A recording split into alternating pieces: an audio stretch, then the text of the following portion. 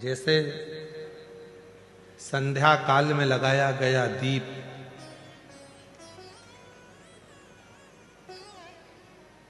मानदेह नामक असुर का संहार कर देता है, प्रतिदिन एक नियम बनाकर रखना चाहिए कि रोज शाम के समय पर अपने घर में प्रदोष काल के समय पर एक दीप जरूर लगाना चाहिए। और यदि बेलपत्र का वृक्ष है तो उस बेलपत्र के वृक्ष के सामने भी एक दीप अवश्य लगाना चाहिए।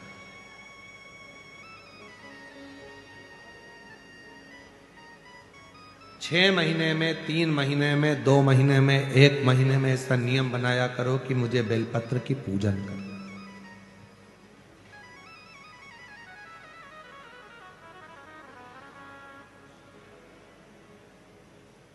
स्वयं माता लक्ष्मी जी ने भगवान नारायण को पाने के लिए बेलपत्र का पूजन किया। जब इंद्र की पूरी सत्ता चली गई थी, सारा की सारा धन इंद्र का चले गया था, असुरों ने उस इंद्र के सिंहासन पर अपना कब्जा जमा लिया था, तब इंद्राणी ने, स्वयं सची माने इंद्राणी ने शिव जी की साधना की, बेलपत्र के वृक्ष के, बेलपत्र की पूजन करें।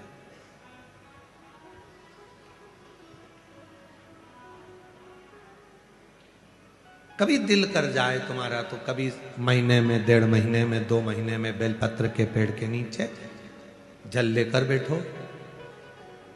बेलपत्र के वृक्ष के नीचे दूध नहीं चढ़ाना, बेलपत्र के वृक्ष के नीचे दही नहीं चढ़ाना, शहद घी नहीं चढ़ाना। बेलपत्र के वृक्ष के नीचे जब आप बैठते हैं, बेलपत्र पूजन का एक विधान होता है कि जब हम बेलपत्र की पूजन करते हैं तो 2 कलश पानी के भरे हुए, एक अपने सीधे हाथ की ओर, एक उल्टे हाथ की ओर रखा जाता है। पूजन की थाली बीच में रखी जाती है। 2 बत्ती का, लंबी बत्ती का, 2 बत्ती लंबी घी की जलाई जाती है। लंबी बत्ती, बेलपत्र के वृक्ष के नीचे 2 बत्ती लंबी जोड़ा बनाकर उसको जलाया जाता है। फिर दोनों हाथ में कलश में जल है, बेलपत्र के वृक्ष के नीचे दोनों हाथों का जल धीरे धीरे शिव जी का स्मरण कर कर, नारायण लक्ष्मी का स्मरण कर कर, मां आदिशक्ति गौरा का स्मरण कर कर, रिद्धि सिद्धि गणेश का स्मरण कर कर उसको चढ़ाओ। प्रार्थना करो, विनय करो, मेरे जीवन में बहुत कष्ट है, उसको मिटाना है आपको।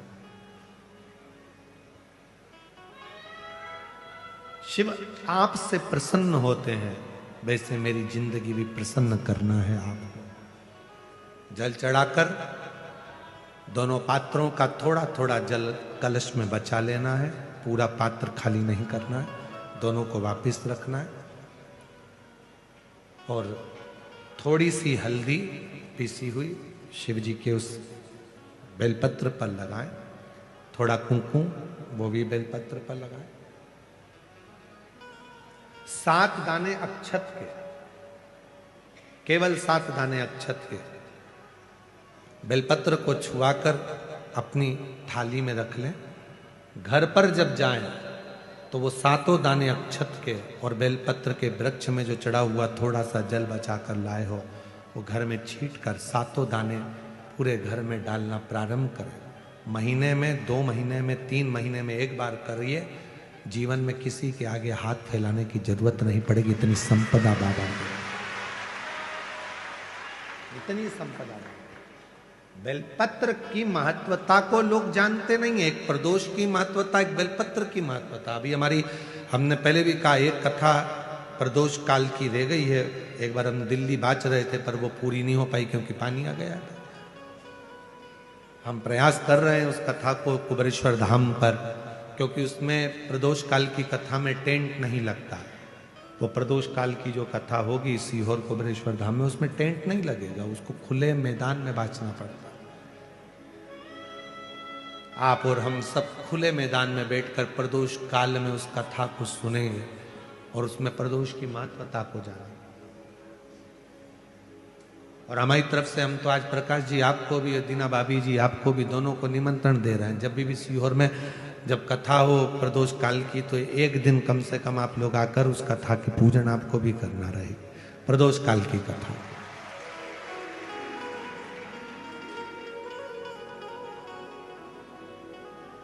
अभी तो नहीं है, पर जब भी तारीख निश्चित होगी, साल 2 साल में, जब बाबा कृपा करेगा तब उसको रखेंगे। पंडाल में भले तुम्हारे लिए हम सोने के लिए पंडाल लगा देंगे, पर कथा सुनने के लिए तो आपको मैदान में ही बैठना पड़ेगा, खुले आसमान।